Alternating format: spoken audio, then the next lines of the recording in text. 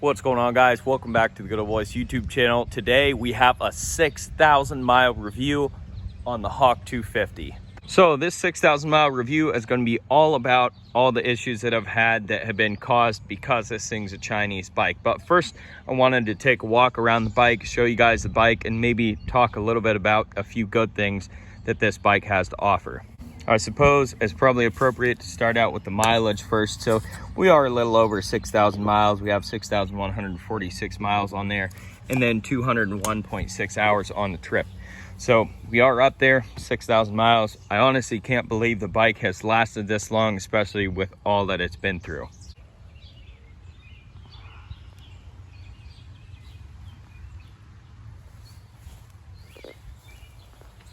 As you guys can see, I've got an extra 1,000 miles or so out of the jug that's burning oil. So it's not actually burning that much oil if you guys haven't watched my other videos. The rear tire is getting pretty bald. It's pretty slick, but probably got another 4,000 or 5,000 miles left in that puppy.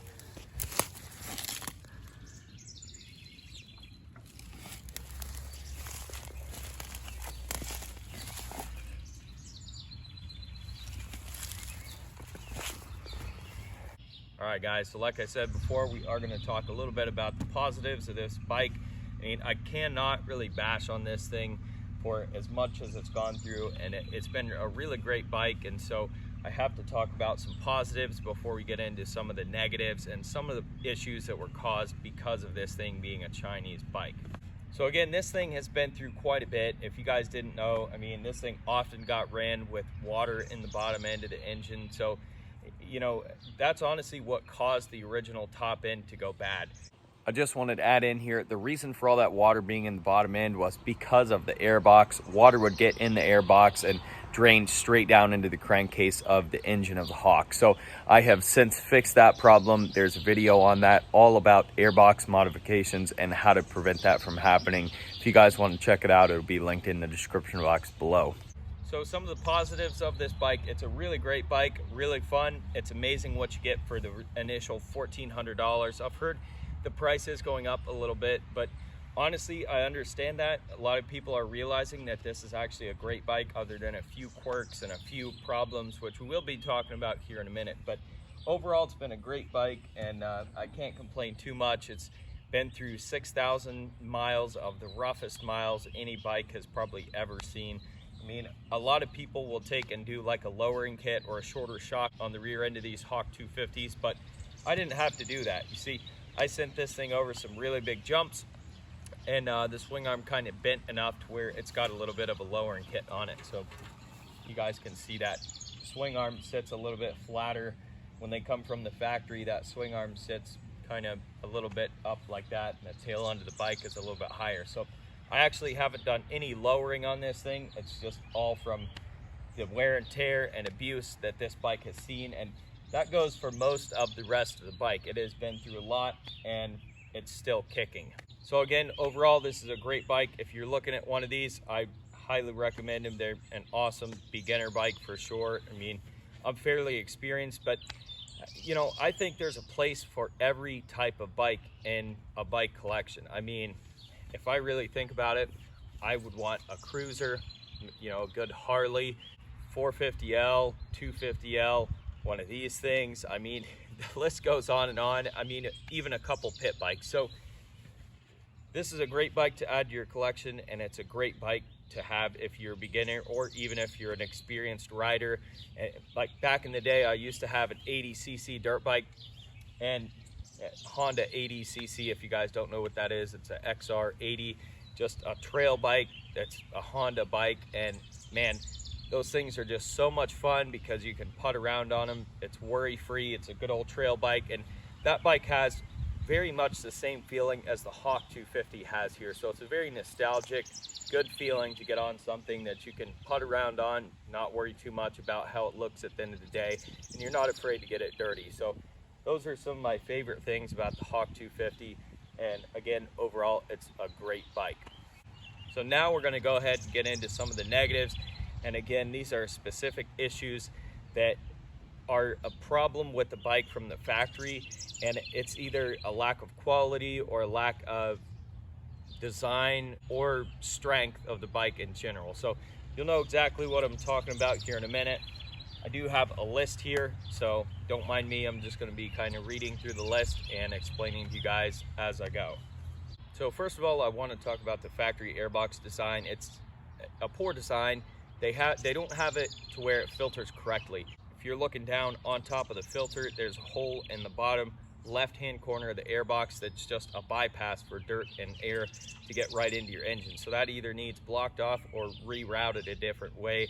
And there's a lot of details on that in a video that I made a while back that's all about the airbox, how to modify it, make it work correctly. And that goes for a lot of these things on this list. I've already made videos about this stuff, so I'm going to link these videos in the description box below.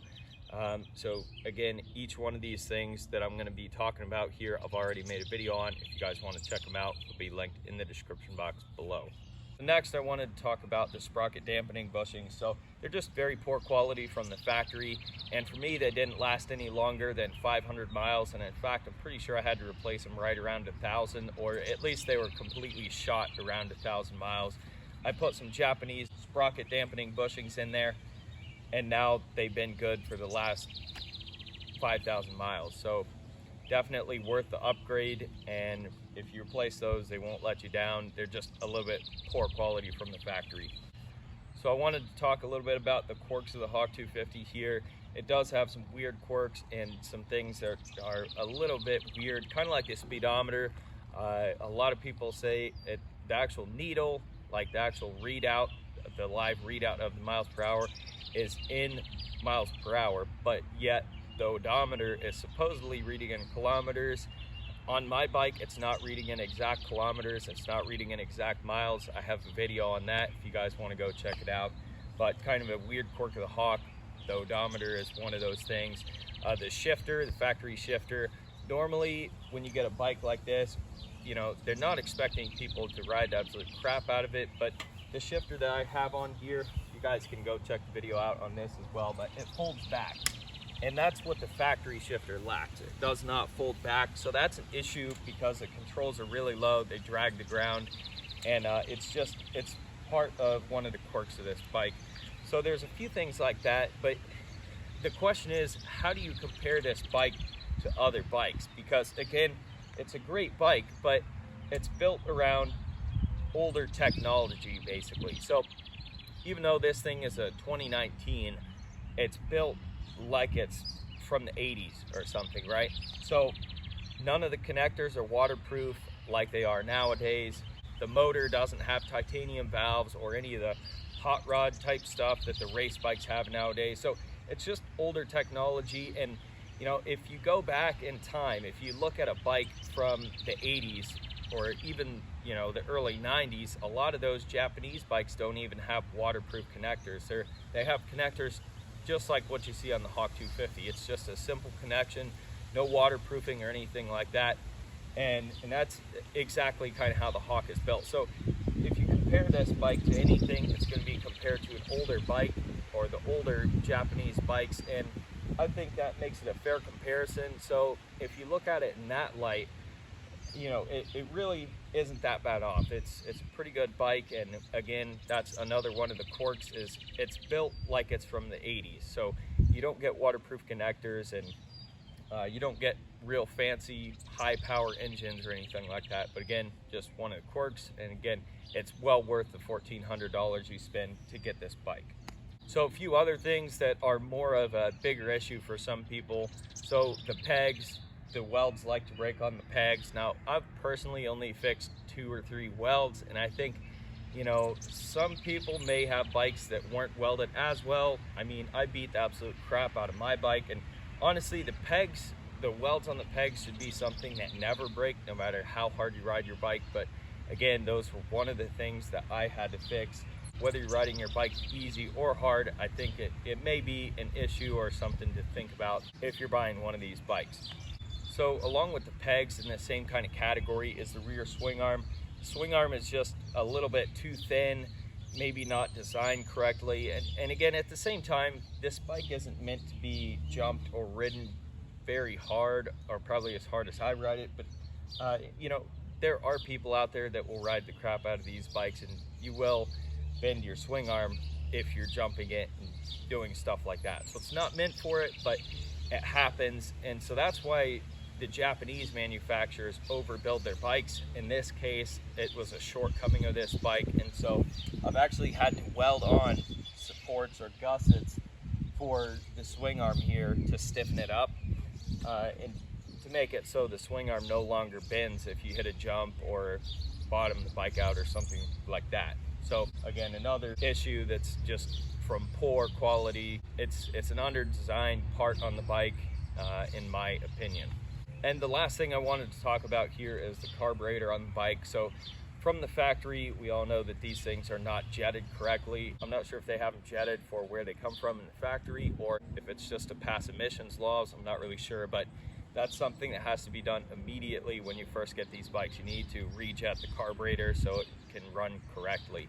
So guys, believe it or not, that's every single issue or problem that I've had with the bike that I think is because of poor quality or poor design. So you could tell there's not really that big of a list, and some things are more serious than others. Probably the two biggest issues that stick out to me are the swing arm and the air box. And actually, while I'm speaking on this, there's one more thing that I actually left out. The factory chain was very poor quality. That snapped and almost busted my motor case, and it busted the little chain guide cover off of there. So that was another issue that was caused because of this thing just having a poor quality chain on it. But again, overall, just, you know, it's been a great bike and I can't complain too much. I mean, you have to expect those kind of issues when you're buying a $1,400 bike. I mean, it'd be different if you went out and spent, you know, even $5,000 on something like this. You wouldn't expect any of those issues. So again, that's one of the considerations when you're buying one of these bikes, is like you save a lot of money up front for sure. And if you know how to work on your bike, and if you have a welder and know some skills or have some handy skills, then this would be a great bike for you. But if you're one of the guys that has to take your bike to somebody to put a new chain on it, then this maybe isn't going to be the right bike for you, because you have to have a decent mechanical skill set, understanding to kind of take care of things when things happen, because they will happen. It's just, again, one of those things. It's a $1,400 Chinese bike. It's not a Japanese CRF 250L or 250R or anything like that. It's Chinese, so it's cheap. It's a great value, but you have to know how to work on it. All right, guys, that's it for this 6,000 mile review. Don't forget to rate, comment, and subscribe. Check out that description box below. I love you guys, and we'll catch you on the next one. I'm gonna get out of here and ride this bike because it's a beautiful day.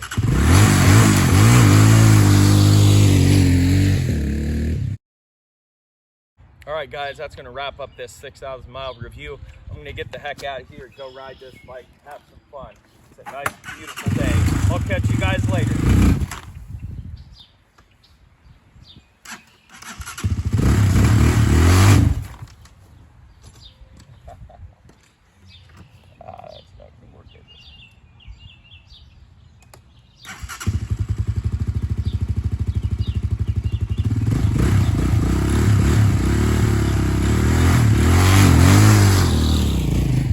We'll see you on the next one. Woo!